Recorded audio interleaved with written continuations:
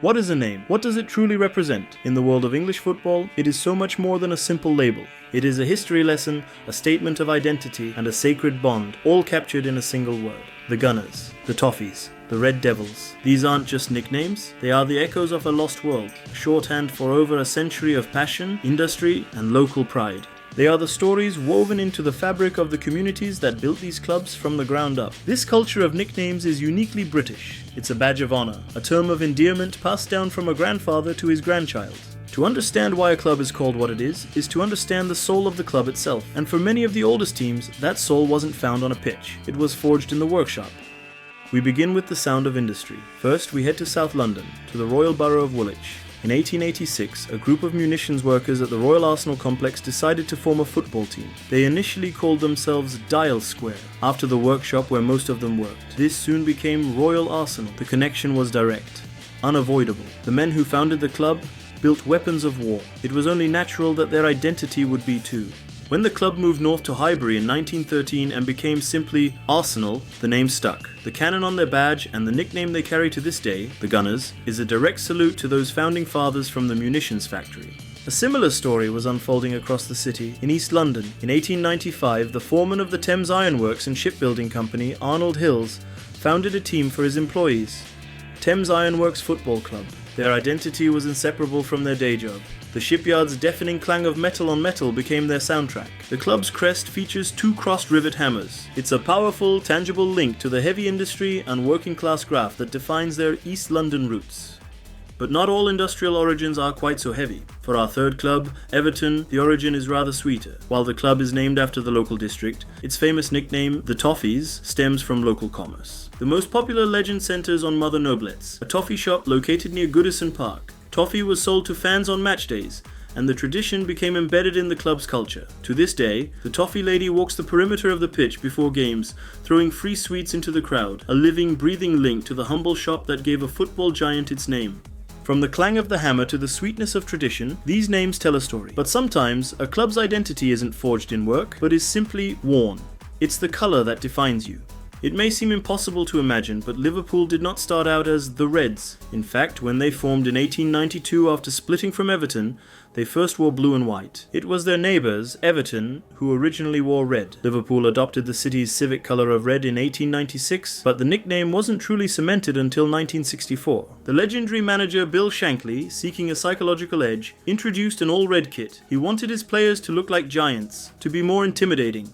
"Christ, the players look like giants," he famously said, "and we played like giants." From that moment, they weren't just a team that wore red, they were the Reds.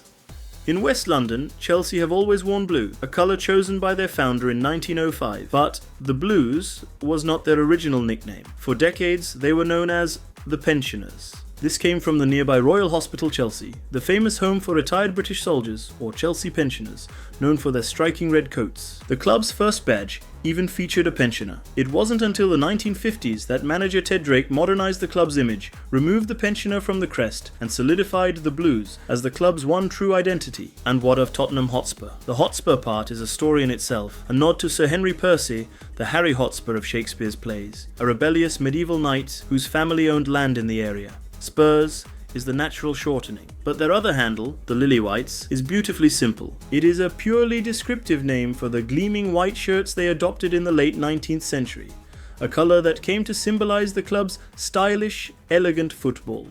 If a colour can define you, so too can the creatures that represent your home. We move from the wardrobe to the wild. When you think of Leicester City, you think of one animal, the fox. The reason is simple. Leicestershire is the heart of fox hunting country, a place where the animal is deeply embedded in local folklore and history.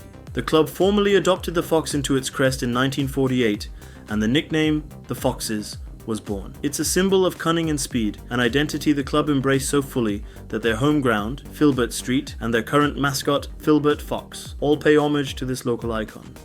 Further west, the identity of Wolverhampton Wanderers is even more direct. While the city's name is believed to derive from the Anglo-Saxon noblewoman, Lady Wulfrun, folk etymology has long linked the wolf in Wolverhampton to the animal. The club leaned into this powerful primal imagery. The Wanderers was their original name, but the nickname that defines them, Wolves, is a fierce, simple, and unforgettable personification of their city's name, immortalized in their iconic badge.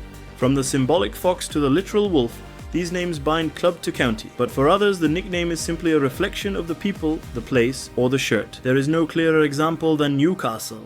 They are the Magpies. Why? Because of the black and white stripes they adopted in 1894. The magpie, a bird known for its distinct black and white plumage, its noisy character, and its fierce territorial nature, was the perfect symbol for the passionate support on Tyneside. Sometimes the name is a misnomer. Many assume Aston Villa's nickname, the Villans, implies a rogues gallery.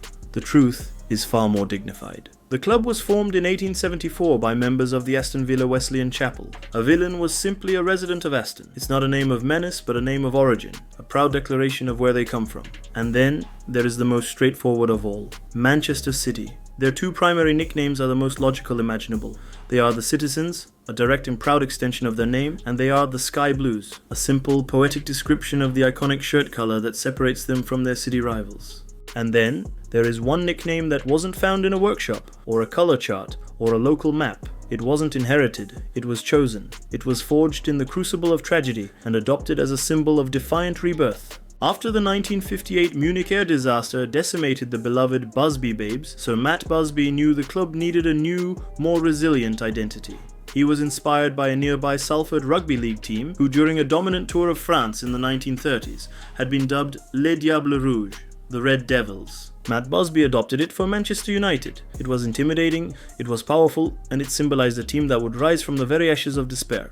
The Gunners, the Toffees, the Reds, the Devils, these names are more than just words. They are eulogies for lost industries, they are declarations of local identity, they are the stories of tragedy and triumph, stitched into the very fabric of the shirts the players wear, and the scarves the fans hold high. They are the soul of the English game. We've uncovered the stories behind some of the biggest clubs, but every team, from the Premier League to non-league, has a story. A nickname that means the world to its supporters. So, what's the story behind your club's nickname? How did they get the name you shout from the stands? Let us know in the comments below, and for more deep dives into the rich history of the beautiful game, make sure you subscribe to the channel.